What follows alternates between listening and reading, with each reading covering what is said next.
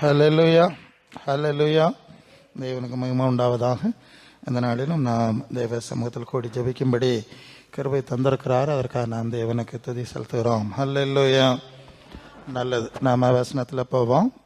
மத்தேயு 5:20 படிங்க. மத்தேயு 5:20 படிச்சு இல்லையா? என்னது? வேத பாரகர் பரிசேயர் என்பவருடைய நீதியிலும் உங்கள் நீதி அதிகமாக இராவிட்டால் பரலோக ராஜ்யத்தில் பிரவேசிக்க மாட்டீர்கள். ஹல்லேலூயா. பரலோக ராஜ்யம் என்று நாம் சொல்லும்போது இன்னொரு ராஜ்யம் இருக்கிறது. அது உலக ராஜ்யம் அல்லது சாத்தானுடைய ராஜ்யம் இல்லையா? லூக்கா 4 அதிகாரம் இந்த வசனத்திலிருந்து பிசாசு சொல்லுவான், இந்த உலகம் முழுவதும் எனக்கு ஒப்புவிக்கப்பட்டிருக்கிறது. 2 கொரிந்தியர் 4:4 சொல்லுது, இப்பிரபஞ்சத்தின் தேவனானவன் கிறிஸ்துவன் மகிமையின் சுவிசேஷத்தின் வழி பிரகாசமாக இராதபடி மனக்கண்களை குருடாக்கினான். ஹல்லேலூயா.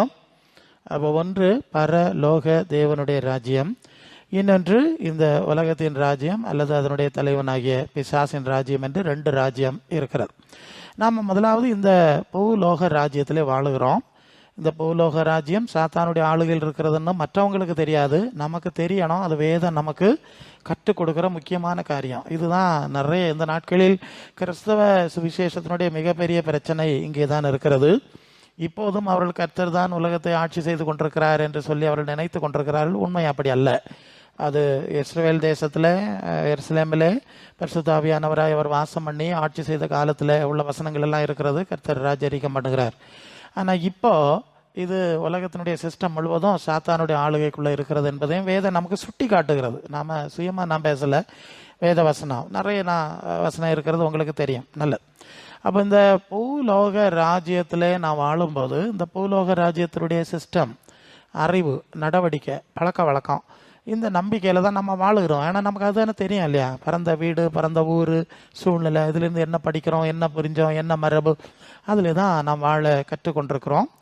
ஆனால் இந்த உலகம் முழுவதும் நீங்கள் எபேசியர் 2:2 சொன்ன மாதிரி மனுஷர்கள் எல்லாரும் ஆகாயத்து அதிகாரப்பூர்வ நாவிக்கு ஏற்றபடி உலக வழக்கத்திற்கு ஏற்றபடி நடந்து கொள்கிறார்கள் என்று நாம் பார்க்கிறோம்.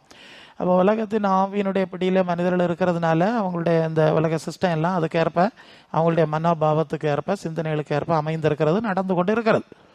அப்போ இந்த சூழ்நிலையில் தான் நாம் வாழ்ந்தோம், அப்படி தான் கற்றுக்கொண்டோம், அப்படி தான் வளர்ந்தோம். ஆனால் ஒரு கட்டத்தில் ஆண்டவர் மனசை பரலோக ராஜ்யத்துக்கு நேராய் திருப்புங்கள் என்று சொல்லி மத்தேயு 4:17 அவர் இயேசுனுடைய முதல் பிரசங்கம் இல்லையா? பரலோக ராஜ்யத்துக்கு ஏற்ப மனசை திருப்புங்கள்.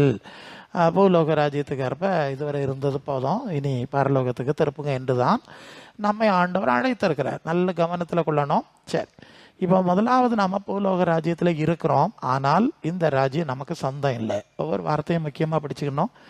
இந்த ராஜ்யத்திலே தற்காலிகமாக இருக்கிறோம், நிலையற்றவர்களாக இருக்கிறோம். எப்போ இங்கேருந்து ஓடி போவோம் நமக்கு தெரியாது. இது ரொம்ப முக்கியம்.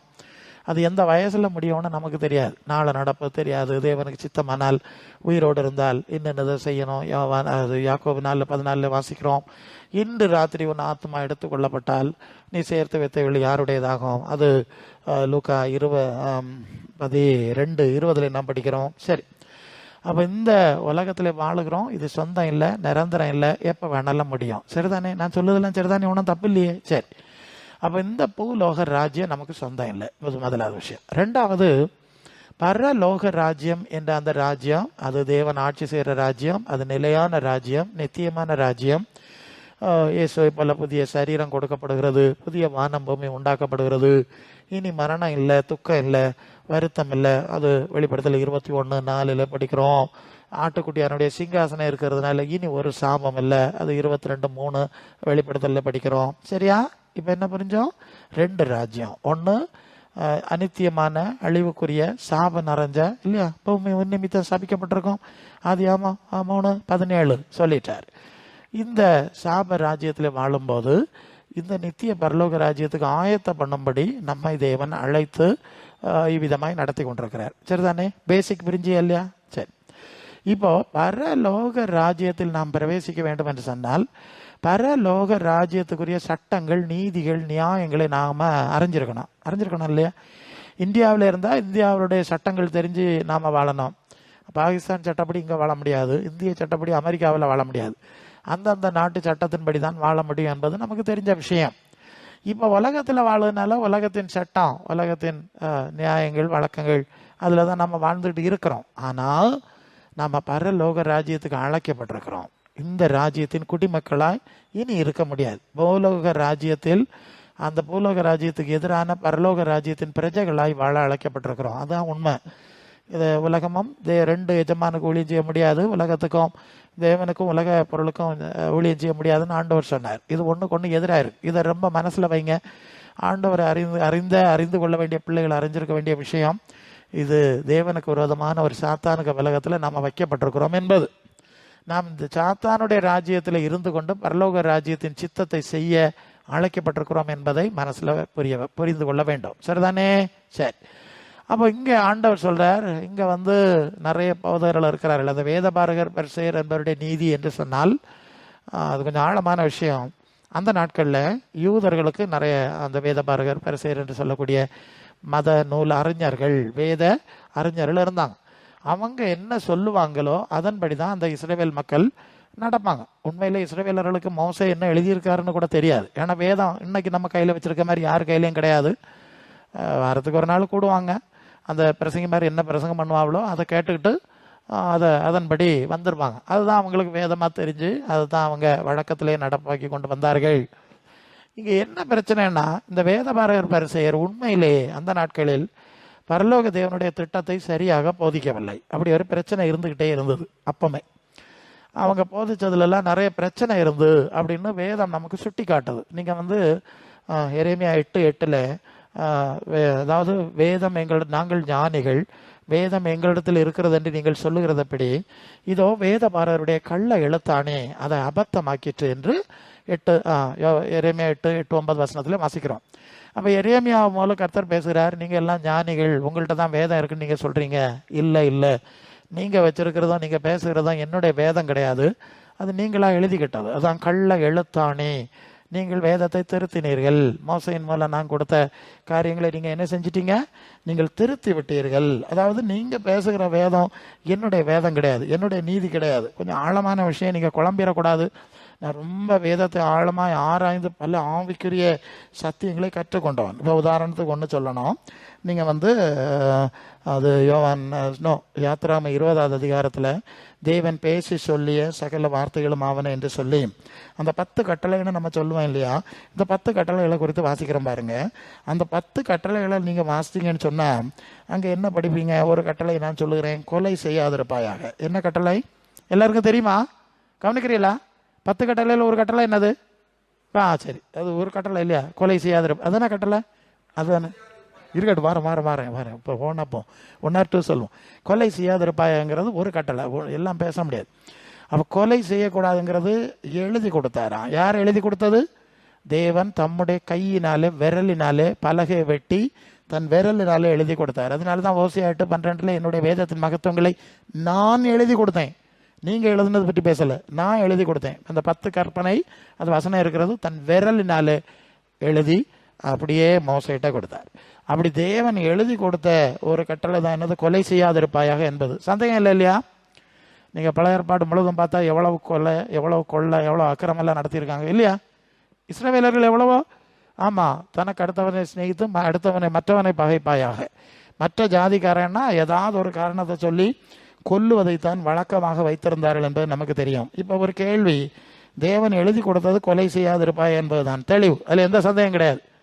அவனை கொல்லு, இவனை கொல்லு, சொந்தக்காரனை வச்சுக்க, எதிரியை கொல்லு, அப்படி எங்கேயாவது விளக்கம் இருக்கா? ஒரே வார்த்தை தான், கொலை செய்யாதிருப்பாய். ஆனால் இவர்கள் கொலை செய்வதற்கு பல கள்ள நியாயங்களை எழுதி வைத்தார்கள். இது ஒன்று.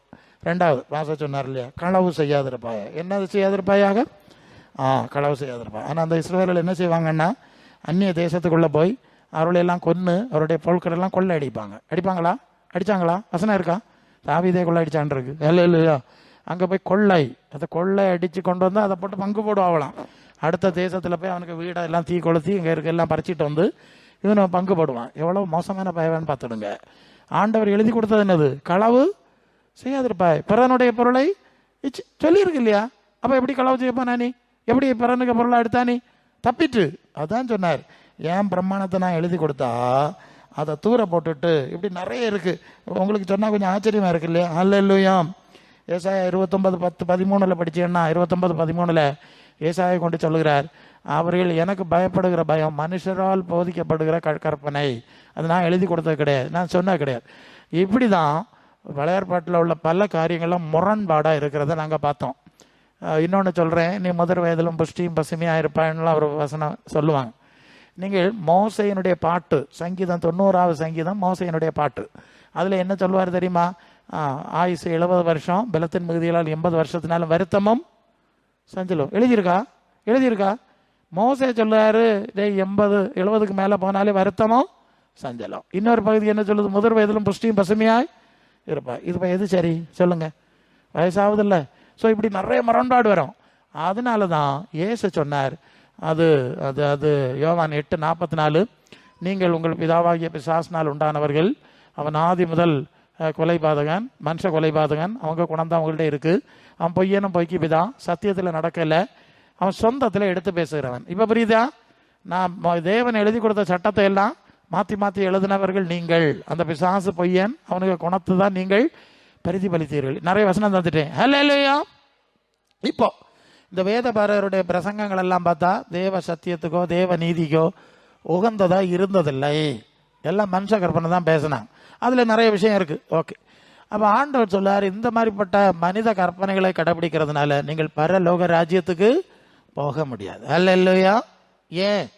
பரலோக ராஜ்யத்துக்கு போனால் பரலோக தேவனுடைய சட்டத்தை சத்தியத்தை உங்களுக்கு சொல்லியிருக்கணும், நீங்கள் கடைபிடிச்சிருக்கணும் இல்லையா?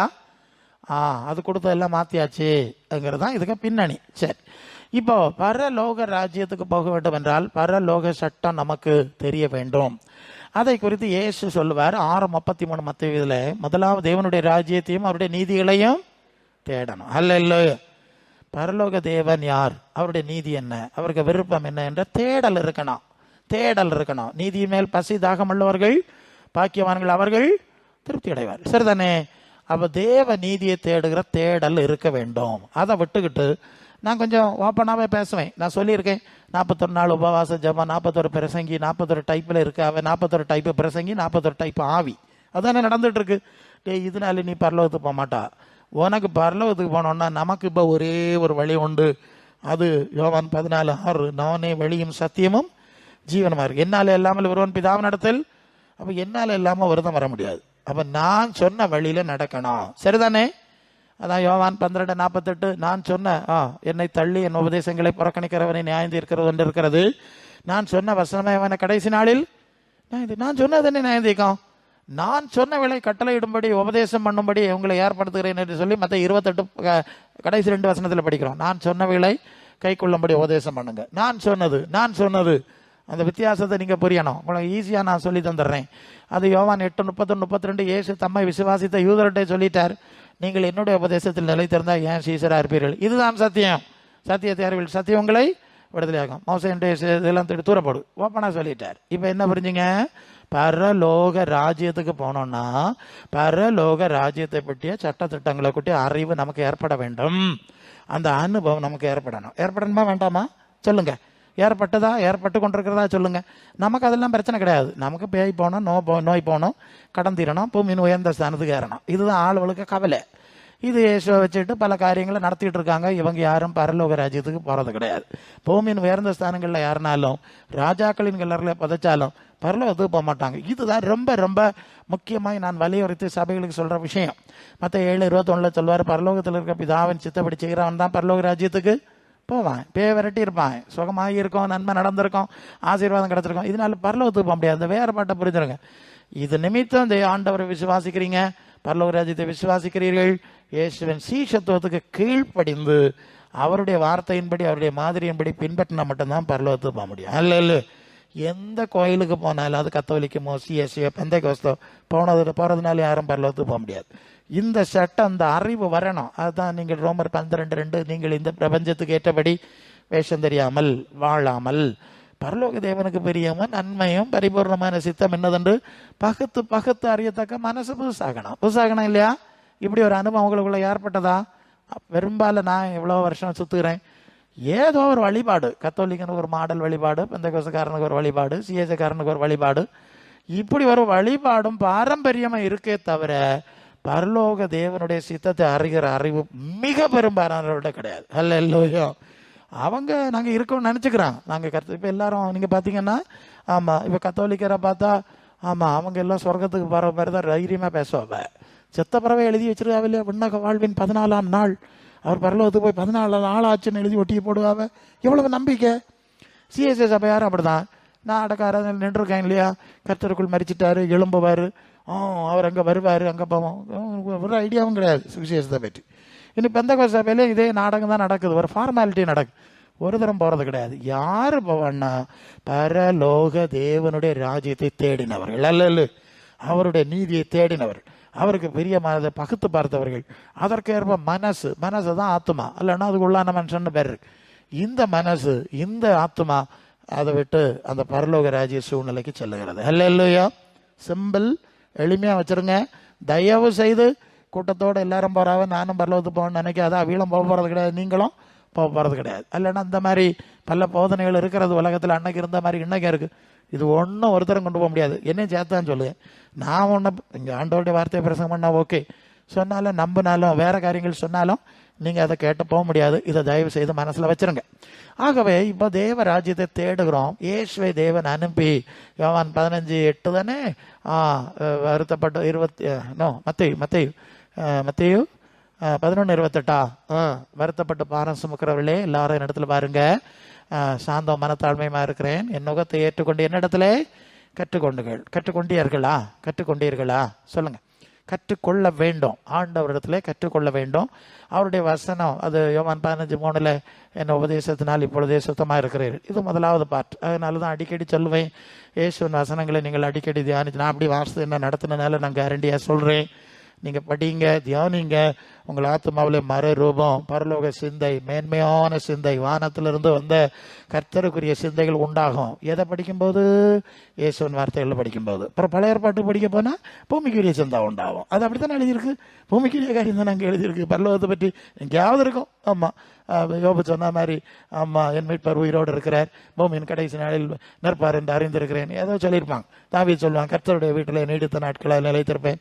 இருக்குமே தவிர மைனர் தான். சரி, நீங்கள் புதிய ஏற்பாடு வந்தால் முதல் பிரசங்கமே பரலோகம்னு ஆரம்பித்து மகிமையை பற்றிய விஷயத்தில் வெளிப்படுத்தின விசேஷம் முடிகிறது நான் பார்க்குறோம். அப்போ இயேசுவின் வார்த்தையிலே அதிகமாக தியானிக்கும் போது, அவருடைய சீடர்கள் அப்போஸ்தலருடைய வார்த்தையை தியானிக்கும் போது நமக்கு பரலோக ராஜ்யம் சிந்தை வருகிறது.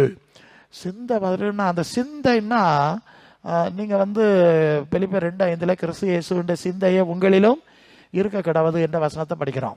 அப்போ இயேசுக்கு ஒரு சிந்தை என்னன்னு சொன்னால், நம்ம வரது அப்படியே போகிறேன், ஒரு சிந்தை என்னன்னு சொன்னால், அது யோவான் 17:14-16 நான் உலகத்தான் அல்லாதது போல அவர்களும் உலகத்தார் அல்ல சொன்னாரா? அப்போ இயேசுக்குள்ளே இருந்த சிந்தை என்னது? நான் உலகத்தான் கிடையாது, நான் பரலோகத்துக்குரியவன், அங்கே இருந்து வந்திருக்கிறேன், இனி அங்கே நான் போய் விடுவேன் என்று சொல்லுகிறார். யோவான் 15:19 சீசரில் பார்த்து சொல்வார், உலகத்திலிருந்து நான் உங்களை தெரிந்திருக்கிறேன், என்னுடையவர்களாக இருக்கும்படி தெரிந்திருக்கிறேன், பரலோகத்துக்காக தெரிந்திருக்கிறேன். சரிதானே? அந்த தெரிந்து கொள்ளப்பட்ட கூட்டமாய் நாம் இருக்க வேண்டும். இப்படி வரும்போது அந்த சிந்தை எங்க போகுதுன்னா, அது கொலோசியர் 3:1-2 கிறிஸ்து தேவனுடைய வலது பார்சத்தில் வீட்டிருக்க மேலானவைகளை தேடுங்கள், பூமிக்குரியவர்கள் அல்ல, மேலானவைகளை தேடுங்கள். அப்ப நம்ம மனசு பரலோகத்தில் வைக்கப்படுகிறது. எபேசியர் 2:7 உன்னதங்களில் அவரோடு கூட உட்காரவும் செய்தார். நம்ம மனசு அங்க வைக்கப்படுது. புரியுதா? மனசு மீண்டும் மீண்டும் அது உறுதி. ஏன்னா உங்களுக்குள்ள அந்த தன்மை உருவாகிறது வரைக்கும் அதை நாம் பேச வேண்டிய கடமை இருக்கு. அப்போ மனசு அங்கே வைக்கிறோம், பரலோகத்தில் வச்சிடறோம். அந்த அளவு நம்முடைய சிந்தை பரலோக தேவனோடு இணைக்கப்படுது. அதுதான் மத்தேயு 15:8 தானே, இந்த ஜனங்கள் வாயினால் என்னிடத்தில் சேர்ந்து உதடுகளால் என்ன பண்ணுறாங்க, இருதயம் விலைய இருக்குது. ஏன்? மனுஷருடைய கற்பனைகளை உபதேசங்களாக போதிச்சு அதிலே போறாவ, கூட்டத்துக்கு போறாவ, பல வழிபாடு இருக்கு. ஆனால் ஏன் மனசு அவர்களோட இணையலை? ஏன் சிந்தை அவர்களுக்குள்ள இல்லை? அல்லேலூயா. புரியுதா? ஆக இதை மனசில் வச்சு இதையே நீங்கள் மெடிடேட் பண்ண. அப்போ தேவனை இப்போ ஜெபிக்கிறோன்னா தேவனோடு பேசுவது, தேவனோடு தொடர்பு கொள்வது. அப்போ நமக்கும் தேவனுக்கும் ஒரு இணைப்பு, ஒரு ஐக்கியம் இருந்தால் தானே அது பேச முடியும். என்ன சொல்லுங்க? மனசு அவ்வளவும் தேவ சித்தத்துக்கும் சிந்தைக்கும் விரோதமான உலகியல் காரியங்கள் ஆக்கிரமிச்சிருந்தா நம்மளால பேச முடியாது. அதான் பல சந்தர்ப்பத்தில் சொல்லுவோம், அந்த உலக காரியங்கள், அது எபிரேயர் 12:1 பாரமானவளை தள்ளி விட்டு இயேசுவை நோக்கி ஓடுன்னு சொல்லிடு. இந்த பூமிக்குரிய பாரங்களே நீங்கள் சொல்லிட்டு ஜபிச்சுட்டு இருந்தா தேவனோட உள்ள உறவு கட்டாயிரும். இது ரொம்ப ஆழமான ஒரு விஷயம். இது வழக்கமாக ஜப கூட்டம்னு சொன்னாலே பாரம், கண்ணீர், கஷ்டம், எப்போ கஷ்டமாக இருக்குது, சத்தம் போடுவது மாதிரி தான் அந்த ஜபம் வச்சுருக்கோம். ஆனால் இந்த வசனத்தின்படி எந்த அளவு பூமிக்குரிய காரியங்களை நீங்க மனசுல நிறைத்து ஜெபிக்கிறீர்களோ அந்த அளவு தேவனோட உறவு கட்டாயிருமா. இது ஒரு பயங்கரமான ஆழம். ஏன்னா இது ஒண்ணுக்கு ஒண்ணு எதிராக இருக்குல்ல. அதனாலதான் தள்ளி விட்டு இதை தூக்கி போட்டுட்டு நான் என்ன செய்ய சித்தமா இருக்கிறேன், எப்படி நான் என்ன செய்ய சித்தமா இருக்கிறேன், உங்களுடைய வழியில என்ன நடத்தும் எனக்கு கற்றுத்தாரோம். நீங்க அப்படித்தான் ஜெபிச்சு பழகணும். அல்லேலூயா. எப்போதும் இதே சொல்லிட்டு இருக்காதுங்க. அப்படி சொல்லிட்டு இருந்தா தேவன் அதை குறித்து விரும்புறதுல எரிச்சல் அடைகிறாராம். ஏன்னா நான் சபிச்சவளங்க இதே பேசிட்டு இருக்கிறாங்க, என்கிட்ட வர்றதை பற்றி ஒரு வார்த்தை பேசல, என்னுடைய சித்தம் அறியறதை பற்றி ஒரு வார்த்தை பேசல. கோவம் வருமா வராதா? என்ன சொல்லுது? இதுதான் நம்முடைய ஜபம் தோல்வி அடையுது. அதனால உங்களுடைய சித்தம் என்ன, நான் என்ன செய்யணும்? ஒரு சூழ்நிலை வந்துட்டா இதுல நான் என்ன செய்ய நீர் சித்தமா இருக்கிறீர்கள் அல்ல இல்லையா? இதுல நீர் காட்டுகிற வழி என்ன இல்லையா? இந்த சூழ்நிலையில நீர் காட்டுகிற வழி என்ன அல்லாம இல்ல ஆண்டவரே உலகத்துல எல்லாம் இப்படிதான் நடக்கு பாருங்க, நானும் அது மாதிரி செய்யாண்டாமா, எனக்கு பலம் இல்லை, கொஞ்சம் பலம் தாரு, உதவி செய்வாரா? உலகத்துல எல்லாம் இப்படிதான் நடக்குதான், இப்படிதான் செய்ய ஆகலாம், எனக்கும் என்ன செய்யுது, ஊரோட ஒத்துவாடுன்னு சொல்லியிருக்கான். எங்க சொல்லியிருக்கு? வேதத்துல சொல்லியிருக்கா ஊரோட ஒத்துவாடுன்னு? எங்கேயாவது கொண்டாந்த நல்ல கதையெல்லாம் பேசிடுவாவ. நாங்களும் என்ன செய்யுது அந்த அப்படி இருக்கு, அப்போ எங்களுக்கு பலம் இல்லை, பலம் தரோம், இதுக்கு அவர் உதவி செய்வாரா? நீங்கள் கொஞ்சம் மனசாட்சி படி யோசிங்க. என்ன செய்யணும்? இந்த வாழ்க்கையில் இருக்கோம், சூழ்நிலை இருக்குது, எங்களுக்கு என்ன தேவை, நாங்கள் இதில் என்ன செய்யணும்? அவர்கிட்ட கேட்டிருக்கணும்ல. அவர் ஒரு வழி காட்டியிருப்பார், அதில் போனோம். ஜனங்களுக்கு அது இஷ்டம் கிடையாது. இதுதான் பிரச்சனை. இந்த ஜப கூட்டத்துக்கு பிரச்சனை என்னன்னா, அவருக்கு தோணுங்க மனோராஜ்யத்தை எல்லாம் ஆண்டவர் செஞ்சு கொடுக்கணும். அதுக்காக வந்து கிடந்தா ஐயா அப்போன்னு சத்தம் போடுவாங்க, அதுக்கு ஜப கோபுரங்கள்லாம் வச்சிருக்காங்க. இப்படியா ஜபிக்க சொன்னார்? அந்த ஜபம் பரமண்டலங்கள் பிதாவே உம்முடைய ராஜ்யம் உம்முடைய நாம் பெருசப்படுவதாக, உம்முடைய ராஜ்யம் வருவதாக. உம்முடைய ராஜ்யம் வருவதுன்னா என்ன அர்த்தம்? உம்முடைய நீதி, உம்முடைய நியாயம், உம்முடைய காரியம், அடுத்ததான் உம்முடைய சித்தம் பரலோகத்தில் செய்யப்படுவது பூமியிலும் செய்யப்படுவதாக. இப்படி தானே சொல்லியிருக்கு. தயவு செய்து இந்த பூமிக்குரிய காரியங்களை ரொம்ப கொண்டு போகாதங்க, உங்களுக்கு தேவனுக்கு இடையில அது பிரிவினை உண்டாக்கிவிடும். அல்லேலூயா. அதான் உலக நேசம் பகைன்னு சொல்லியாச்சுல, அதுக்கு தூர எடுத்தாரி. எனக்கிட்ட கேளு, இப்படி இருக்கேன் இந்த சூழ்நிலையில நான் என்ன செய்யணும், இதை எப்படி நான் கடந்து போகணும், அதை கேட்டால் நான் அவர் வழிகாட்டும் போயிட்டே இரு. ஊரில் உலகத்தில் நடக்க மாதிரிலாம் ஒன்றும் நான் நடத்த முடியாது, அப்படி வாழ வைக்க முடியாது. நான் கடந்த நாள் ஒரு விஷயம் சொன்னேன். கிறிஸ்தவ மார்க்கத்தில் ஒரு தப்பான கொள்கை இருக்கு. தேவன் தம்முடைய பிள்ளைகளை பூமியின் உயர்ந்த நிலைகளில் வைத்து அழகு பார்க்க விரும்புகிறாருலாம் பிரசங்கமார் பேசுறாங்க. Utter wrong. அது பெரிய தப்பு. அது உண்மையா இருந்திருந்தா முதல்ல இயேசுநாதரை பூமியின் உயர்ந்த ஸ்தானத்தில் வச்சு அழகு பார்த்துருக்கணும்ல. இயேசுநாதரை பூமியின் உயர்ந்த ஸ்தானத்தில் வச்சு இயேசு அழகு பார்த்தாரா? சத்திரத்தின் தொழுவில் பறந்து நரிகளுக்கு குளியலுங்க பாகாயத்து குரல் கூடுதல் உண்டு மனுஷகுமாரனுங்க தலைசாக்கி இடையிலேன்னு சொல்லி கடைசியில் 2 கள்ளமாருக்கு நடுவில் தொங்கி செத்தார். இதுதானே இயேசு. ஏன் பூமியின் உயர்ந்த ஸ்தானத்தில் ஏற்றி இருக்க பண்ணல, அழகு பார்க்கல? அது 1 Corinthians 4:9 சொன்னேன். அப்போஸ்தலர்கள் மரணத்தை குறிக்கப்பட்டவர்களை போல கடைசியானவர்களை தோன்றப்பட முடியாது. ஏன் உலகத்தின் பூமியின் உயர்ந்த ஸ்தானத்தில் உட்கார வச்சு அழகு பார்க்கல? ஆதி திருச்சபையார் எப்படி இருந்தாங்க, மிஷினரிஸ் எப்படி இருந்தாவ, ஊழியக்காரெல்லாம் இருந்த காலத்தில் யாரும் அப்படி பூமியின் உயர்ந்த ஸ்தானத்தில் இருக்க இல்லையே, வெட்டப்பட்டு மரித்தார்கள். வரலாறுலாம் பயங்கரமா இருக்கு. ஸோ இது அட்டர் ராங். தேவன் நெவர். அவர் என்ன விரும்புகிறார்னா, அது யோவான் 14:2-3, நான் இருக்கிற இடத்துல நீங்களும் இருக்கும்படி உங்களுக்குன்னு வேற ஒரு இடத்த ஆயத்தம் பண்றேன். அதுதானே சொன்னார். என்ன சொல்றீங்க? அது வெளிப்படுத்தல் 21:3, மனுஷருடைய மத்தியிலே தேவனுடைய வாசஸ்தலம் இருக்கிறது, தேவன் அவருடைய மத்தியிலே இருப்பார். அப்படித்தானே உண்மை. நான் இருக்கிற இடத்துல என் பிள்ளைகள் இருக்கணும், நான் சாவாமல் இருக்கிற மாதிரி என் பிள்ளைகள் சாவாமல் இருக்கணும். எனக்கு சோக்கேடு வராதுன்னா என் பிள்ளைகளுக்கு சோக்கேடு வரப்படாது. நான் சந்தோஷபூர்ணமாக இருக்கேன்னா என் பிள்ளைகள் அப்படி இதுதானே விரும்புவார் அவர். நான் இங்கே சாவாமல் இருக்கணும், இதுவெல்லாம் என் பிள்ளைகள்லாம் உலகத்துக்கு கிடந்து சாவணும்னு விரும்புவார். அது ஒரு சரியான அன்பா? நான் இங்கே சாபம் இல்லாத இடத்துல இருக்கிறேன், என் பிள்ளைகள் எல்லாம் சீசர்லாம் சாபத்தில் கிடந்து கஷ்டப்படணும் இல்லை, ஒரு சாபம் இல்லாத இடத்துக்கு கொண்டு போகிறேன். இது கொஞ்ச நாள் தற்காலம் ஓடுவோம், அங்கே வந்துடும். இதுதானே இங்கே பைபிளில் இருக்கக்கூடிய விஷயம். உங்களுக்கு புரியும்னு நினைக்கிறேன். இதை பிசாசு தலைகளாக திருப்பி அவனுக்கு ராஜ்யத்தை கட்டி கொண்டு இருக்கிறதுனால தேவ கிருபை கிடக்கிறது இல்லை. ஓரளவு ஐடியா கிடச்சிருக்கோன்னு நினைக்கிறேன். தயவு செய்து பரலோகத்தினுடைய சித்தத்தை அறிந்து கொள்ள பிரயாசப்படுங்க. அது உலகத்துக்கு எதிராக இருக்கு. ஏன்னா உலகம் அசுத்தத்தில் இருக்கு, பொய்யில இருக்கு, புரட்டில் இருக்கு, கள்ளத்தனத்தில் இருக்கு, மோசடியில் இருக்குங்க. இங்கே உள்ள எல்லாமே மோசடி. நீங்கள் ஒவ்வொரு விஷயத்தை எடுத்து ஆராய்ச்சி பார்த்தீங்கன்னா, ஆமாம் இது தப்பு தானே, இப்படி இருந்திருக்கப்படாது இல்லையா? இப்படி சிந்திக்கும் போது தான் நமக்கு தேவனுக்கு ஏற்ற பரிசுத்தம் வருகிறது. அந்த வார்த்தை இப்படி சொல்லுது, அது ரோமர் 6:22, நீங்கள் இப்பொழுது பாவத்திலிருந்து விடுதலை ஆக்கப்பட்டு தேவனுக்கு அடிமைகள் ஆகணுமா. என்னது? பரலோக தேவனுடைய அடிமை. ஒரு காலத்தில் உலகத்தின் அடிமை, மரபுகளுக்கு அடிமை, உலக வழிபாட்டுகளுக்கு அடிமை, மனிதர்களுக்கு அடிமையா இருந்தா இல்லையா, பாரம்பரியங்களுக்கு அடிமை. எஸ், அது 1 பேதுரு 1:18, நீங்கள் உங்கள் முன்னோர்களால் வீணாய் அனுசரித்து வந்த பாரம்பரிய நடவடிக்கைகள் என்று வெள்ளியினாலும் பொன்னினாலும் மீட்கப்படாம மாசற்ற ஆட்டுக்குட்டியின் ரத்தத்தினாலே மீட்கப்பட்டிருக்கிறீர்களே. நல்ல கவனிக்கணும், நம்ம சுத்தி இருக்கிற வழக்கங்கள், பாரம்பரியங்கள், மரபுகள்லாம் நம்ம போக முடியாது. அதுல இருந்து இயேசுவின் ரத்தத்தை விலையா கொடுத்து நம்ம விலைக்கு வாங்கி இருக்கிறார். அல்லேலூயா. அந்த உணர்வு உங்களுக்கு வேணும். அப்ப இனி நான் உலக வழக்கத்தின்படி நான் நடக்க மாட்டேன்.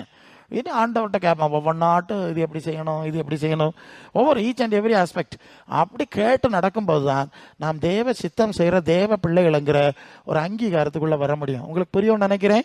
உங்களை சுற்றி ஐயே சில வேளை நான் சில விஷயங்களை பேசும்போது பிரசங்கியார இது நீர் மாத்திரம் தானே இப்படி சொல்லுகிறீரு, உலகத்தில் ஒரு இடத்துலையும் இல்லாததா, ஒரு சபையில இல்லாததா? அவன் ஒருத்தனுமே தேவ சித்தம் செய்யதை பற்றி ஆலோசிக்கல. அவன் வயிற்று பிழைப்புக்கு நடத்துவான், இல்லைன்னா வேற ஏதோ காரியங்களுக்கு இயேசுநாதரை கொண்டு தெரியான். பரலோக தேவ சித்தம் செய்யணும்னு விருப்பம் யாராவது பார்த்தீங்களா? எங்கேயாவது ஒன்று ரெண்டு எங்கேயாவது இருக்கான், அவ்வளவுதான். அப்போ அது உங்களுக்கு கண்டுபிடிக்க தெரியாது. நீங்கள் ஆண்டவரே பாருங்க. இல்லை இல்லோ, நான் அப்படி வந்ததுனால சொல்லுகிறேன், ஆண்டவர் இப்படி சொன்னால் அப்படித்தான், அப்போ சொன்னால் அப்படித்தான். அதுக்கு அந்த பக்கம் இந்த பக்கம் நாங்கள் சிந்திக்கிறது கிடையாது. அப்படி வந்ததுனால தான் இதை படிக்க முடிஞ்சது, உங்களுக்கு பேச முடிஞ்சது. ஆனால் நீங்கள் என்ன செய்வீங்கன்னா, அப்படி உலகத்திலேயே கடந்துட்டு சங்குறவுனவனா ஏசப்பா டாட்டி மம்மின்னு வர்றது. மற்ற நேரம் எல்லாம் மற்றவங்க என்ன செய்யாவளோ என்ன சொல்லாவளோ அதுதான் நடக்கணும். சிலர் கண்ணிகளில் விழுகதை பார்க்கேன். அவன் ஒரு பெரிய வீடு கட்டினான்னு சொன்னால் இவன் நினைக்கிது எல்லா ஜாதிகளோட மேன்மையாக இருப்பான்னு சொல்லியிருக்கு. அவனுக்கு வீட்டோட ஒரு 2 அடியாவது உயரம் கொட்டின வீடு கட்டினான். ஒரு அவசியத்துக்கு ஒரு வீடாக கட்டி நைஸாக பண்ணால் செலவு குறையும். இந்த ஆசீர்வாத கொள்கை, நான் நிறைய இந்த ஆசீர்வாத கூடாரங்கள் இல்லை நடக்கக்கூடிய காரியங்களை ஆராய்ஞ்சு பார்த்தும்போது ஆவியானவர் ஒரு காரியத்தை எனக்கு படிப்பித்தார். அது என்ன படிப்பித்தார்னா, இந்த இடங்களில் பெருமை நாவி கிரியை செய்கிறது. அப்போ இவங்களுக்கு மற்றவங்களோட பெருமையாக இருக்கணும், மேன்மையாக இருக்கணுங்கிற எண்ணம் வராதனால எல்லா விஷயத்தையும் அதான் வீடு கட்டுறதான் சொல்கிறேன். ஒரு வீடு வேணும், ஒரு சிம்பிளாக கட்டினா ஒரு சின்ன தொகையில் கட்டிடலாம். இவங்களுக்கு மனசுல அந்த பிசாசுலாம் பெரிய வீட்டுக்கு படத்தை காட்டிடுவான். உடனே படம் வரைஞ்சி பிரம்மாண்டமா வீட்டை கட்டுதோ கடன் வாங்கியாக்கா வீடு கட்டுது. சொந்த பணத்தில் கட்டினாலாவது பிரச்சனை இல்லை, கர்த்தர் ஆசீர்வதிச்சாருன்னு சொல்லிவிடு. மிச்சம் கர்த்தர் ஆசீர்வதிச்சா ஏன் கடன் வாங்க போறேன்? கடன் வாங்க விட்டிட்டா சந்தோஷம், இல்லைன்னா நிர்பந்தம் வழியில் கடன் வாங்கணும். சரி, அப்போ என்ன செய்யணும்? சிம்பிளாக ஒன்றை கட்டிட்டு இருந்தா கொஞ்சம் போல கடன் இருக்கும், அதை எப்படியாவது அடைச்சிடலாம். இவங்களுக்கு உள்ளத்திலே நீ மேலே இருப்பாய், நீ மற்றவர்களை விட உயர்ந்த ஜாதி இல்லையா, அப்படி ஒரு எண்ணத்தை விட்டு எல்லாம் தனக்கு எடுக்க முடியாத செமடை எடுத்துக்கிட்டு பிறகு நீ தோங்கு மோனே, நான் முடிப்பேன், நான் கூட வருவேன் இங்க இருந்தாவது வாக்கு வசனங்களை பிடிச்சு இழுத்து கொண்டு போட்டுட்டு பயங்கரமா அலறி கடனும் வட்டியும் பெருவி வீட்டை வித்துத்து ஓடுது, ஊரை விட்டு ஓடி போறது நிறைய நடக்கும் எல்லா இடத்துலையும். நான் இந்த ஆசீர்வாத கூடாரத்தில் நடக்கிற பழைய காலத்துல எல்லாம் ஏழையா வந்தாங்க, தாழ்த்தி பொறுமையா இருந்தாண்டவரே அப்படிதான் ஒரு சின்ன வீட்டை கட்டிடுவா, கடன் வாங்காமல் என்ன செஞ்சிருவாவ கட்டிடுவாங்க. அப்படியே போவ கொஞ்ச நாள் கழிச்சு சூழ்நிலை பெருசானா ஓகே பெருசாக்கிடலாம் இல்லையா? இது ஒரு பெரிய ஆபத்து. இப்படி விசுவாசிகள் இந்த ஆசீர்வாத கொள்கையை நம்புறதுனால நிறைய பேர் கண்ணியில மாட்டுறாங்கன்னு எனக்கு ஆவியானவர். நான் இதை ஜெபம் பண்ண ஆண்டவர் இது எப்படி சிக்கிறாங்கன்னா, டேய் நான் சாந்தமும் மனத்தாழ்மையுமா இருக்கேன்னு சொன்னேன், ஏன் நுகத்தை ஏற்றி எனக்கு பின்னால வருங்கன்னு சொன்னேன். இவன் இந்த ஆசீர்வாத பிரசங்கம் பூமியின் உயர்ந்த ஸ்தானம் மற்ற ஜாதியோட மேன்மையா இருக்கணும்னு போனதுனால வந்தவனேன்னு சொன்னார். ஒரு இடத்துல ஒரு ஆளுக்கு இப்படி ஆகி போச்சு. அவர் ஒரு சபைக்கு போறவர் தான், ஒரு பெரிய வீடு கட்டினார். கட்டி அவருக்கு மெனிக்கு லைட் எல்லாம் போட்டு பால் காய்ச்சி எல்லாம் வச்சு அங்கே பெரிய கொண்டாட்டம் எல்லாம் நடத்தியாச்சு. பேங்க்ல பயங்கர கடன், கட்ட முடியாது. ஜெபிச்சு பார்த்தாரு முடியாது, அழுது விழிச்சு நொறுங்கி நான் சாவ போறேன்னு. அப்போ ஆண்டவர் பேசினாரா, என்கிட்ட கேட்டியா ஒரு வீடு வேணாம் ஆண்டவர், எனக்கு அப்படி ஒரு வீடு வேணும், உனக்கு தோணு மாதிரி படம் வரைஞ்சிட்டு இறங்கிட்டா நீ ஒன்று செய், இது கொஞ்சம் மெயினில் இருக்கு, இதை விற்றுக்கிட்டு கொஞ்சம் உள்ள தள்ளி ஒரு இடத்த வாங்கி ஒரு சின்ன வீடை கட்டிட்டு அங்கே இருன்னு சொன்னாரோ. அப்போ கடனும் தீரும், கொஞ்சம் பிள்ளை பைசா கிடைச்சோம், அதை வச்சு ஏதாவது தொழில் செய்து படாது. அவையான ஒரு சின்ன ஆலோசனை. அவருக்கு கஷ்டமா இருந்த மாதிரி இது பேயா சொல்லுமோ, இல்லை திருப்பி அதுதான் வேற வழி இல்லை. அப்புறம் கீழ்படிஞ்சாரு, அது மாதிரி ஜெயிச்சுட்டு இப்போ சுகமா இருக்கேன்னு சொல்லுவார். இல்லையா? நிறைய கண்ணிகள் எங்கேருந்து வருது பார்த்தியா? ஆண்டவருடைய பாகத்தில் இருக்காதனால, அவருடைய வசனங்களை வாசிக்காதனால நிறைய பேர் கண்ணியில சிக்காவ கரையேற முடியாம கிடக்காவ. இப்ப நான் சில ஆளை போய் திருப்பி சொல்லுவேன், தப்பி போச்சு ஆண்டவரே விட்டுருவோம், தெரியாம போச்சு, இனி நாங்க நடப்போம், இனி அது இயேசுநாதருக்கு சீசன் ஆயிருங்க, தாவீதுக்கு சீசன் ஆகாத, ஆபிரகாம் யாக்கோபு சீசன் ஆக போகாத, கண்ணியில மாட்டிக்கிடுவ, இயேசுக்கு சீசன் ஆகுன்னு சொல்லி திருத்துக்கிறோம். இப்ப புரியுதா? நான் வாரத்தை பேசுறேன். அப்ப பரலோக ராஜ்யத்தை குறித்த அறிவு, அது உலகத்துக்கு எதிராக இருக்கிறது, இது அசுத்தம் அது பரிசுத்தம், அந்த அறிவு வேணும். அதற்கேற்ப நம்முடைய மனசு மாறி நம்முடைய வாழ்வு மாறணும். அதனாலதான் நீங்க லேவியராகம 20:26 நாம் பரிசுத்தராக இருக்கிறது போல நீங்கள் பரிசுத்தராக இருக்கும்படி, நீங்கள் என்னுடையவர்களா இருக்கும்படி மற்ற ஜாதிகளை விட்டு பிரித்தெடுத்தேன். அதான் வார்த்தை, நான் பிரிச்சுட்டேன். புதிய ஏற்பாட்டில் நீங்கள் 1 பேதுரு 2ஆம் அதிகாரமா தெரிந்து கொள்ளப்பட்ட சந்ததியாயும் ராஜரீகரமா ஆசாரிய கூட்டமாயும் அவருக்கு சொந்த ஜனமாயும் பரிசுத்த ஜாதியா இருக்கிறீர்கள் இல்லையா? அந்த வசனம் சொல்லுது. ஹல்லேலூயா. இதை நீங்க புரியணும். நான் ஆண்டவரால் அழைக்கப்பட்டிருக்கிறேன், பரலோக ராஜ்யத்துக்கு அழைக்கப்பட்டிருக்கிறேன், அவருக்கேற்ற பரிசுத்தத்துக்கு அழைக்கப்பட்டிருக்கிறேன். வேறுபாடு மாறுபாடு உள்ள சந்ததியை விட்டு விலகி வந்திருக்கிறேன். நான் உலகத்தான் அல்ல. என் சிந்தைகள் எல்லாம் பரலோக தேவனுக்கு பிரியமா இருக்கணும். அது பிலிப்பி 4:8 உண்மை உள்ளவைகள், ஒழுக்கம் உள்ளவைகள், கற்புள்ளவைகள், அன்புள்ளவைகளோ, நற்கீர்த்தி எதுவோ, புண்ணியம் எதுவோ, புகழ் எதுவோ, அவரோட பட்டியல் இருக்கு பத்தியலா. இந்த சிந்தை வரான்னா, நம்ம வரையிலன்னா நம்ம தேவ பிள்ளை இல்லை. என்னது சொல்லுதிய? என்னது புரியுதிய? தேவ பிள்ளை கிடையாது. தேவ பிள்ளை நினைக்காதுங்க. தேவ பிள்ளைன்னா தேவ சித்தம் செய்யறவங்க மட்டும்தான் தேவ பிள்ளை. தேவ சித்தம் செய்யாதவர்கள் தேவ பிள்ளை அல்ல. உங்களுக்கு புரியுதா? அப்ப நம்முடைய ஜெப வாழ்க்கை, நாம் தேவனிடத்திலிருந்து நன்மை பெற்றுக்கொள்ளணும்னா இந்த மாதிரிப்பட்ட அடிப்படை வேணும். பல சந்தர்ப்பங்கள்ல நான் வர்றது சொல்றேன், பல வழிபாடுகள் இருக்கு நான் சொன்ன மாதிரி. ஆனா தேவனுக்கு உகந்த சிந்தை அவங்க மனசு அங்க இல்லை பாருங்க. உபவாச ஜபம் இருக்கு, ராத்திரி ஜபம், பவல ஜபம், அதான் நான் கிண்டலா சொல்லுவேன். அது சொல்லுறது காரணம் அதுதான். இதுல தான் நிக்காவ. ஏதோ மற்றவெல்லாம் அவனுங்களை சாமியை வழிபடுறதுக்கு பல மரம் வச்சிருக்க மாதிரி இவங்களும் சில வழிபாடுகள்ல தான் போராடுவே தவிர, நான் தேவனுக்கு சித்தமான காரியங்களை தேடுகிறேனாங்கிற சிந்தை அவங்களுக்கு வரல. நினைச்சுக்கிறாங்க நான் தேவ பிள்ளை, நான் தேவ பிள்ளை, எல்லாம் நினைச்சுக்கிறான், மற்ற மனுஷன் நினைச்சுக்கிறான். தயவு செய்து இப்படி போயிடாதுங்க. ஏன்னா கண்ணை மூடும் போது நாம பார்க்குற சூழ்நிலை தலைகளா இருக்கும். இங்கே இருக்கிறது உலக சூழ்நிலை, சாத்தானுக்குள்ளே கிடக்கு, இது வேற. கண்ணை போடுற பிறகு வேற. உதாரணத்துக்கு சொன்னால் ஐஸ்வர்யவான் இங்கே வாழ்ந்தது ஐஸ்வர்யவான், கண்ணை போடுற பிறகு பாதாளம். லாசரு தெருவில் கிடந்தவன் கண்ணை போடுற பிறகு ஆபிரகாம் பக்கத்தில். ஏசுநாதர் 2 கள்ளனுக்கு நடுவில் தொங்குறார், கண்ணை மூடி பாதாளத்துக்கு போய் உயிரோடு வந்து பிதாவாகி தேவனுடைய வலது பாசத்தில் இருக்கிறார். அல்லேலூயா. அப்போ இங்கே இருந்து வாழ்ந்த அப்போஸ்தலர்கள்லாம் வாழ்ந்திருக்காவ, இங்கே வாழ்ந்தது வேற, அங்கே போகும்போது வேற. இந்த அறிவு இருந்தால் மட்டும்தான் நாம தேவ ராஜ்யத்தின் பிள்ளைகளாக தொடர்ந்து நடக்க முடியும். பெரும்பாலும் சாத்தான் கெடுக்கிறது என்னன்னா, நீ தேவ பிள்ளை இல்லையா, உயர்ந்த இடத்துல இரு, நீ மேன்மையா இருக்கணும் இல்லையா, நீ அப்படி இருக்கணும் இல்லையான்னு சொல்லி சொல்லி இவர்களை தேவனுடைய பரலோகத்தில் மனசு இருக்கக்கூடிய மனசை இழுத்து பூலோகத்தில் போட்டு தான் அவன் அழிவை உண்டாக்குறது நாங்கள் பார்க்குறோம். இது யாருக்கு? ஆண்டவர் அறிஞ்ச மக்களுக்கு, சபையில் வர விசுவாசிகளுக்கு நடக்கக்கூடிய சம்பவம் என்னன்னா, இப்படி ஒரு நுட்பம் நடக்கு. அவங்க இது பைபிள்லேருந்து வேணா சில வசனங்களை பழைய ஏற்பாட்டில் தாங்க இங்கே அப்படி இருக்கு இப்படி இருக்கு என்று சொல்லலாமா இருக்கலாம். எப்படியோ கடைசியில் முடிவை பார்த்தா அங்கேயாவது குழியில போய் விழுந்து கிடக்காவ, கடல்ல கிடக்காவ, ஆவிக்குரிய சிந்தையை இழந்து கிடக்காவ. சரியா? அப்புறம் எல்லாம் பூமிக்குரிய ரீதியிலே பேசிட்டு இருக்காவ. நித்தியத்தை குறித்த நன்மை இல்லை, நம்பிக்கை இல்லை, மரண பயத்தோடு வாழுகிறாரு. ஊழியக்காரில் பேசுகிறேன். சரியா? அவங்களுக்கு இன்னும் நிச்சயம் இல்லை, இவ்வளோ தூரம் ஓடி வந்து. அப்படி வராதபடி இந்த வேதபாரகர் பரிசேயர் போன்ற மனுஷ கற்பனை, அந்த வார்த்தையினுடைய சரியான பொருள் மனுஷ கற்பனைகளில் நடக்கிறதுனால நீங்கள் தேவராஜ்யத்துக்கு போக முடியாது. அதை விட மேலானதாக இருக்கணும். மேன்மையான சிந்திக்கக்கூடிய ஒரு அறிவு நமக்கு வேணும். பரலோக தேவனுக்கு ஏற்ப சிந்திக்கக்கூடிய ஒரு பக்குவம் நமக்கு வேணும் இல்லையா? குழந்தையா இருந்தபோது குழந்தைய போல பேசணும், வளர்ந்த பிறகு குழந்தைக்குரியதை விட்டுட்டோம், என்னங்க குழந்தையா என்ன? அது போல பரலோகத்துக்குரிய நீங்க எத்தனை வருஷம் கூட்டத்துக்கு வந்திய, எவ்வளவு அனுபவங்கள் பார்த்திய, எந்த அளவு பூலோக சிந்தையிலிருந்து பரலோக சிந்தைக்கு நேராக திரும்பி இருக்கிறீர்கள்? சிந்திக்கணுமா வேண்டாமா? சிந்திக்கணுமா வேண்டாமா? சபைகளில் சில நான் நிறைய ஊழியங்களுக்கு போகும்போது சில வேலை கேட்பேன், இந்த ஊழியம் ஆரம்பிச்சு எத்தனை வருஷம் ஆச்சுன்னு கேட்பான். அப்போ இந்த இத்தனை வருஷம் ஆகியும் இப்படி தான் இருக்காங்க, இந்த சபைக்கு ஆவிக்குரிய நிலைமை இப்படி தான் இருக்குன்னு சொன்னால் அங்கே யாரும் இருக்கு இல்லையா, தப்பாக போகிறாங்க. முந்தின நாட்கள்ல எல்லாம் ஆரம்பத்திலேயே அதை நான் பாச சொன்னார் இல்லையா, ஒரு ஜாம் பண்ணோன்னா கூட சும்மா கிடையாது, எனக்கு தேவன் தந்த அறிவு தான். இல்லை நீ ஒப்பு கொடுப்பியா முதல்ல சொல்லு பார்ப்போம், அதுக்கு பிறகு நீ ஒப்பு கொடுக்க மாட்டேன், நான் அப்படி தான் போவேன்னா நான் எப்படி ஜெபம் பண்ண முடியும்? அது எப்படி தேவன் கேட்பார்? அநேக கிறிஸ்தவ குடும்பங்களில் எங்களுக்கு ஏற்படுகிற பிரச்சனை அதுதான். அவிய என்ன செஞ்சிருவாங்க தெரியுமா? அவிகளுக்கு தோணும் அது மாதிரி எங்கேயாவது போய் இறங்கிட்டு கடைசி நேரம் பாஸ்டர் நீங்கள் ஒன்று செவிச்சிருங்க. என்ன எப்படியா? அஸ்திபாரம் போட்டதும் தொடங்குறதும் வேற காரியம் எல்லாம் அவிய பாணியில் பெய்யாச்சு. இடையில ஒரு பயம் வந்துட்டு, ஒரு வேளை பெய்யா கொம்பிச்சு போட்டா என்ன செய்யுது?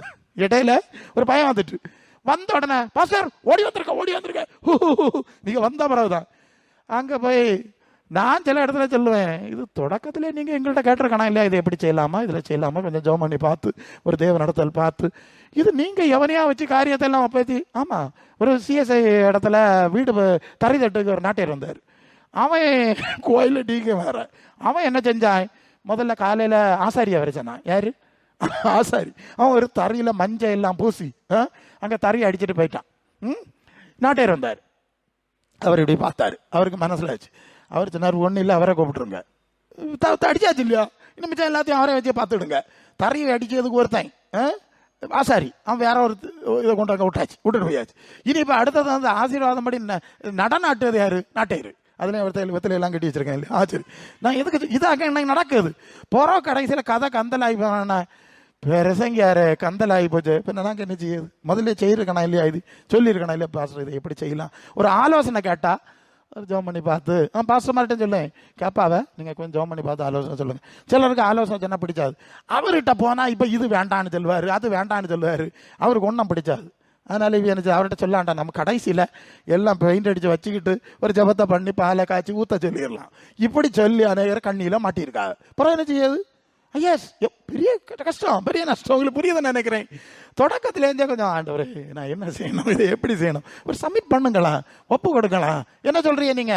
நாங்க அடக்காரதை நடத்து நல்ல ஒருத்தர் சொர்க்கத்துக்கு போக முடியாது. நீ முதல்ல தேவ ராஜ்யத்தை தேடு. இல்லையோ என்ன சொல்றீங்க? அதுக்கு தாங்க ஆண்டோடைய சபையை வச்சிருக்கு. நீங்க புரிஞ்சுக்கிட்டா நல்லது. நாம பரிசுத்த சந்ததி ஒண்ணா நினைச்சுக்கிட்டாண்டா அது பெரிய அனுபவமாகும். நீங்க ஆண்டவரோட நடந்து பாருங்க, அப்ப தெரியும். எவ்வளவு ஆண்டவர் கூட நடந்தாலும், இப்போ எங்களை மாதிரி ஊழியக்காரர்களுக்கும் பயம்தான். எவ்வளவோ நடந்தாலும் ஆண்டவரை ஏதோ தப்பிட்டோமோ, எங்கேயோ விடுபட்டுட்டோ, திருப்பி உட்காந்து சுய பரிசோதனை செய்து தான் முன்னாலே போனோம். நாங்கள் எல்லாம் நிறைஞ்சிட்டோம்னு எங்களுக்கு எண்ணமே வரையில இன்னும். இல்லையோ இவ்வளவு தூரம் வந்தாலும் நாங்கள் நிறைவடைஞ்சிட்டோம்னு எங்களுக்கு என்ன வரையில, எண்ணம் வரையில. உங்களுக்கு எப்படி? 2 இலை விடுக்குள்ள ஆளுகளுக்கு, ஆமா 2 இலை முளைச்சியக்குள்ள முறுக்கு எல்லாம் பார்க்க இல்லையா நீங்க? எங்களுக்கு பயமா இருக்கு. அட தெய்வமே, நம்ம இதெல்லாம் கடந்து வந்துட்டு நமக்கு இந்த துணிச்சல் வரையில, எங்களுக்கு இந்த தைரியம் வரையில, பயமா இருக்கு. என்னத்தை அடிச்சு போடுவார வசம் இல்லாம என்ன சொன்னா யோசிதான் பேச வேண்டியிருக்கு. சொல்லுதானே புரியுது? டேய் வர சொல்லேன், தூரத்துல இருந்து சூரியனை எடுத்துக்கிடுங்க. சூரியன் எங்க இருக்கு? தூரத்துல இருந்து பார்க்கும்போது மக்களே சூரியன் அண்ணா இருக்கு பாத்தியா, அதான் சூரியன். வா இனி கொஞ்சம் கிட்ட போய் பார்க்கணும். அடுத்து போக அப்போ வெக்க தாங்கலையே, சூடு தாங்கலையே, கிட்ட போக முடியாதாக்குள்ள பஸ்பம் ஆயிரம். தூரத்துல இருந்து சூரியனை சொல்லியாச்சு. இது மாதிரி ஆகும். ஆண்டவர் பாவியில வச்சுக்க வந்தாரு, பாவியில நேசனாகன்னு சொல்லி ஈஸி பார்த்துடுங்க. அடுத்தது பிதாவிட்ட போன இல்லை, நானே வழி. அப்படி நெருங்கி உள்ள போந்தா அப்பா தானியல் விழுந்து கிடக்குறான், மோசை விழுந்து கிடக்குறான். இல்ல பெரிய ஊழியக்காரன் மோசே கர்த்தருக்கு முன்பு விழுந்து கிடக்குறான், எல்லாம் விழுந்து கிடக்குறாங்க. மிரியா எழும்பி நின்றுட்டு முறுக்குது. ஒன்னும் தெரியாதா? நீ அந்த அந்நிய தேச சிறிய மனைவி ஆக்கிட்டே இல்லையோ, ஒன்னும் மட்டும் தான் பேசினாரோ, எங்கிட்ட மட்டும் பேசலையான். மோசே நினைக்க நானே முகமா பேசுறது உள்ளதான். ஆனாலும் போய் விழுந்து கிடக்கு, அங்க தரையில விழுந்து கிடந்து சொல்ல, அப்பா என்னத்தையா சொல்ல இந்த இதை கிடந்து என்னட்ட ஊத்திரம் பண்ணுதுன்னு கேட்டு மாட்டிக்கிட்டு வரேன். இவா மோசைக்கு அக்கா இல்லையா? அவன் அந்த அக்கா தானதுன்னு நினைச்சாலும் என்ன தெரியாது. ஆத்துல போனவனுக்கு நான் தானே காவல் காத்தேன், இல்லை நினைச்சிருப்பா, ஒன்றும் தெரியாதா அப்படின்னு மோசை எப்படி நிற்க. உடனே பார்த்தா அவ வெண்குஷ்டரோகி ஆனாள். என்ன ஆனாலாம்? வெண்குஷ்டரோகி ஆனாள். உடனே ஐயா அப்போ இப்படி ஆகி போச்சு ஆண்டவர். என்ன லே, 1 வாரம் பாளையத்துக்கு புறம்பா இருத்து, எல்லாருக்கும் தெரியணும் மிரியாமுக்கு குஷ்டரோகம் வந்துட்டு அவ்வளோ பாளையத்துக்கு புறம்பா வச்சிருக்குன்னு பாளையம் எல்லாம் தெரியட்டு, அதுக்கப்புறம் நான் திறந்து விடு அப்படின்னு சொல்லி போட்டாரு. இல்லையா மோசம் புரியுதா நான் சொல்லுது? அவ கர்த்தரோடு நடக்கிறவங்களே நாங்கள் எவ்வளோ பயந்து நீங்கள் சில வேளை நான் எல்லாம் ஆரம்பத்தில் நினச்சிருக்கேன் பாஸ்டர்மாருக்கு ரொம்ப யோசித்து பேசுவாள் பயப்பட. நான் வாலிபத்தில் துடுக்கா இருந்தேன், ஓகே துடுக்கா இருப்பேன். நான் நினைப்பேன் இந்த பாஸ்டர் மாதிரியா இப்படி ஒரு மாதிரி இருக்காவ, எனக்கு தெரியல. அப்போ போகிறோம் நான் அந்த அனுபவத்துக்கு வந்தப்பறம் தான் தெரியுது. இல்லையா குழந்தைத்தனமா பேச முடியாது, குழந்தைத்தனமா நடக்க முடியாது. உங்களுக்கு புரியுது இல்லையா? ரொம்ப பயம். அப்போ ஆண்டவரை நெருங்க பயமும் பக்தியும் தாழ்மையும் உண்டாகிறது என்றால் அதுதான் சரியான ஆவிக்குரிய வளர்ச்சி. அல்ல ஆவிக்குரிய முதிர்ச்சி. நீ எத்தனையோ விஷயங்கள் இருக்கு. அன்புக்குரியவர்களே, வேதபாரகர் பரிசேயர் என்பவருடைய இந்த உலக வழக்கம், பிரசங்கிமாருடைய கதை மாதிரியை பார்த்து ஓடாத, ஆண்டவரை பார்த்து போக படிங்க. ஆண்டவரே சொல்லி தாரோம், உம்முடைய வழிகளை சொல்லி தாரோம், உம்முடைய சித்தத்தை அறிய எங்களுக்கு உதவி செய்யும். சரி கேட்பீங்களா? முதல்ல இப்படி கேட்டு பழவுங்க, மற்ற காரியம் ஈஸி ஆயிரும். ஆமா அந்த தடை மாறிடும். சரியா? ஓகே, இந்த நாள் நம்ம தாழ்த்தி ஒப்பு கொடுப்போமா? ஒப்பு கொடுங்க. எல்லாரும் தலை தாழ்த்துங்க. நேரம் வந்து